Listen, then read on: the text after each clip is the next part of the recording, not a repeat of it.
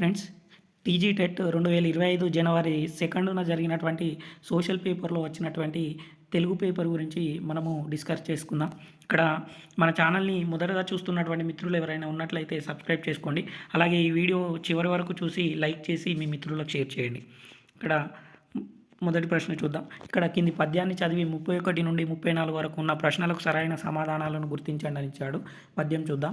ప్రాయము జారి వార్ధకము పైకొనే కృంగిన జీవితంబునన్ తీయదనంబు తగ్గినది నిగ్గులు పాసిన జీర్ణ పర్ణమై కాయము వాడు సూపినది గాలికి తూగెడి తీగనైతినే మోయగజాల రాజ్యభారమున్ బలహీనత మోకరిల్లుటన్ అనే పద్యం ఇచ్చాడు. ఇక్కడ ప్రాయము జారి వచ్చినది ఏంటి అన్నాడు. ఇక్కడ ప్రాయము జారి వచ్చినది వార్ధకము అంటే వృద్ధాప్యము అండి. నెక్స్ట్ క్వశ్చన్, కృంగిన జీవితంలో ఏమి తగ్గింది? ఇక్కడ కృంగినటువంటి జీవితంలో తీయదనం అనేటువంటిది తగ్గింది. నెక్స్ట్ క్వశ్చన్, నిగ్గులు తగ్గి జీర్ణమైనది ఏమిటి? ఇక్కడ నిగ్గులు తగ్గి జీర్ణమైనటువంటిది కాయము అంటే అర్థము శరీరము అని వస్తుందండి. నెక్స్ట్, ఈ పద్యంలో దేని గురించి ఉన్నది అంటే ఇక్కడ వృద్ధాప్యం గురించి ఉందండి. నెక్స్ట్ క్వశ్చన్, ఇక్కడ ఈ గద్య భాగాన్ని చదివి 35 నుండి 38 వరకు గల ప్రశ్నలకు సరైన సమాధానాలు గుర్తించండి అని ఇచ్చాడు. ఇక్కడ పేరాగ్రాఫు రంగనాథ రామాయణకర్త అయినటువంటి గోన బుద్ధారెడ్డి గారి గురించి ఇచ్చాడు. రంగనాథ రామాయణకర్త గోన బుద్ధారెడ్డి కాకతీయ ప్రతాపరుద్ర ప్రభువునకు సమకాలికునిగా, కాకతీయులకు విధేయుడైన సామంతరాజుగా మహబూబ్ నగర్ జిల్లా వర్ధమానపురము దీనినే వడ్డేమాను అందరూ పరిపాలన చేశాడు. కాకతీయులతో బంధుత్వం కూడా కలిగి ఉన్నాడు. గోన బుద్ధారెడ్డి పేరు మీద బుద్ధారం అనే గ్రామం ఉంది. బూదాపురం అనే బూత్పూర్ గ్రామంలో శాసనాలు లభించాయి. గోన వంశీయుల చరిత్రను తెలిపే శాసనాలు దాదాపు 11 లభ్యమైనాయి. వీటి ఆధారంగానే వీరి కాలాన్ని, చరిత్రను పరిశోధకులు అంచనా వేస్తున్నారు. రంగనాథ రామాయణాన్ని మొదటగా పరిష్కరణ చేసింది చార్లెస్ ఫిలిప్ బ్రౌన్. తర్వాత వావిళ్ళవారు నాగపూడి కుప్పుస్వామయ్య పీఠికతో 1910లో ముద్రించారు. ఆంధ్ర విశ్వవిద్యాలయం వారు పింగళి లక్ష్మీకాంతం మరియు కట్టమంచి వారి పలుకులతో ముద్రణ చేశారు. రాయల అండ్ కో వారు జనమంచి వెంకట సుబ్రహ్మణ్య శర్మ పీఠికతో, మరొకసారి మల్లంపల్లి సోమశేఖర శర్మ పీఠికతో ముద్రించారు. తిరుమల తిరుపతి దేవస్థానం వారు పూర్వ రామాయణాన్ని వేటూరి ప్రభాకర శాస్త్రి సంపాదకత్వంలో ముద్రింపజేశారు. క్వశ్చన్స్ చూద్దాం. గోన బుద్ధారెడ్డి కృతి పేరేమిటి అన్నాడు. ఇక్కడ గోన బుద్ధారెడ్డి రచించినటువంటి రచన పేరేంటి అన్నాడు. ఆయన రచించింది రంగనాథ రామాయణం అండి. నెక్స్ట్ క్వశ్చన్, బుద్ధవరం గ్రామం ఎవరి పేరు మీద నిర్మించబడింది? ఇక్కడ బుద్ధవరం అనేటటువంటి గ్రామం గోన బుద్ధారెడ్డి గారి పేరు మీదుగా నిర్మించబడింది. నెక్స్ట్ క్వశ్చన్, రంగనాథ రామాయణాన్ని మొదటగా పరిష్కరణ చేయించింది ఎవరని అడిగాడు. ఇక్కడ మొదటగా పరిష్కరణ చేసింది సిపి బ్రౌన్ అండి. నెక్స్ట్ క్వశ్చన్, నాగపూడి కుప్పుస్వామయ్య పీఠికతో రంగనాథ రామాయణాన్ని ముద్రించింది ఎవరు అన్నాడు. ఇక్కడ వావిళ్ళవారండి. ఇక్కడ నాగపూడి కుప్పుస్వామయ్య పీఠికతో రామాయణాన్ని వావిళ్ళవారు ముద్రించారు. నెక్స్ట్ క్వశ్చన్, అచ్చోట పదాన్ని విడదీయగా ఆ ప్లస్ చోట అండి. ఇది త్రిక సంధి. ఆ ఈ ఏలను త్రికములు అంటాము. నెక్స్ట్ క్వశ్చన్, నీటిలో తేలుతుందా? ఈ వాక్యంలోని అలంకారం ఏమిటి అని అడిగాడు. ఇది చేకానుప్రాస అలంకారం అండి. చేకానుప్రాస అలంకారం యొక్క ధర్మం అర్ధభేదం కలిగినటువంటి అల్లుల జంట వెంటనే పునరావృతం కావడాన్ని మనము చేకానుప్రాస అలంకారంగా చెప్పుకుంటాము. ఇక్కడ తేలు అనేటటువంటి జంట పదాలు వెంటనే అర్ధభేదంతో పునరావృతమైనది కాబట్టిగా చేకానుప్రాస అలంకారం అండి. నెక్స్ట్ క్వశ్చన్, వృద్ధి సంధికి ఉదాహరణ ఏది అన్నాడు. ఇక్కడ ఏకైక అనేది వృద్ధి సంధికి సంబంధించినటువంటిదండి. నెక్స్ట్ క్వశ్చన్, సత్యదూరము ఇది ఏ సమాసము అని ఇచ్చాడు.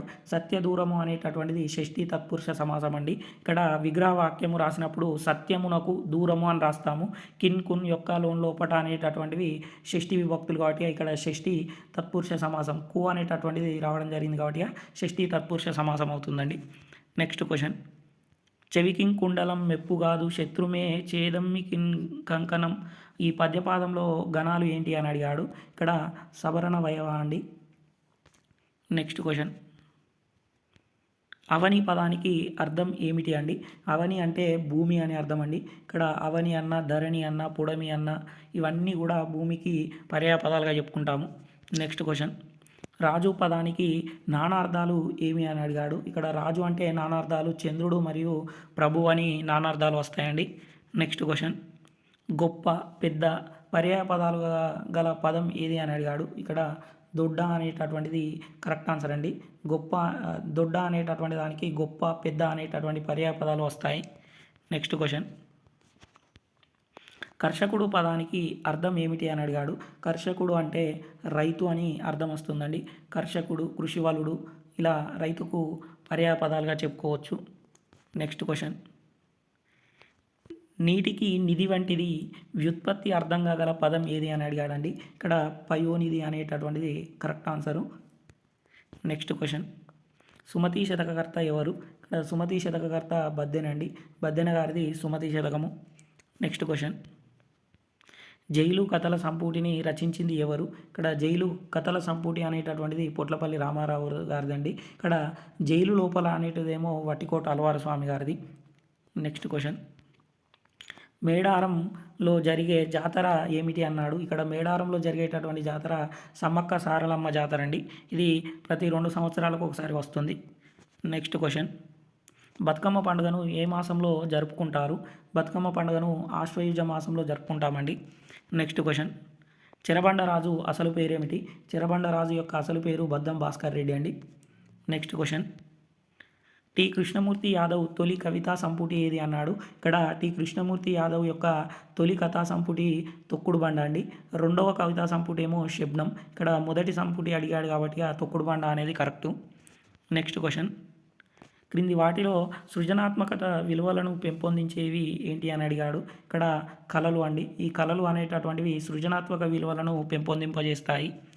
నెక్స్ట్ క్వశ్చన్, భావ వినిమయంలో తమ భావాలను, ఉద్వేగాలను, కోరికలను స్వతహాగా వెలువడిన సంకేతాల ద్వారా వ్యక్తం చేయడానికి రూపొందించుకున్న సాధనం భాష అని నిర్వచించినటువంటి భాషావేత్త ఎవరని అడిగాడు. ఇక్కడ సైఫర్ అండి. ఇక్కడ భావ వినిమయంలో తన భావాలను, ఉద్వేగాలను, కోరికలను స్వతహాగా వెలువరించబడినటువంటి సంకేతాల ద్వారా వ్యక్తం చేయడానికి రూపొందించుకున్నటువంటి సాధనాలే భాషగా నిర్వచించింది సైఫర్ అండి.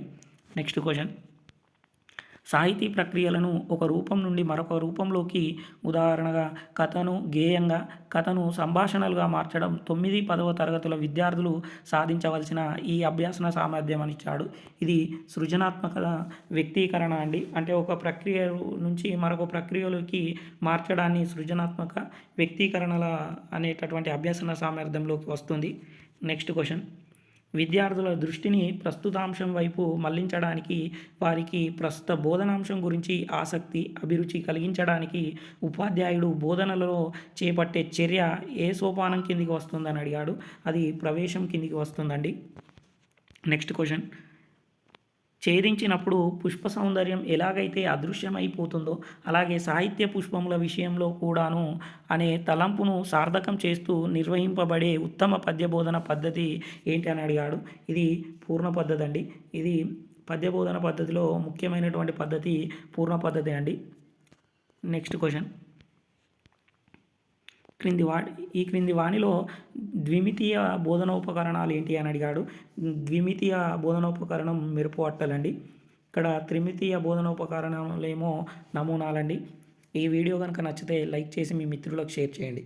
Thank you everyone.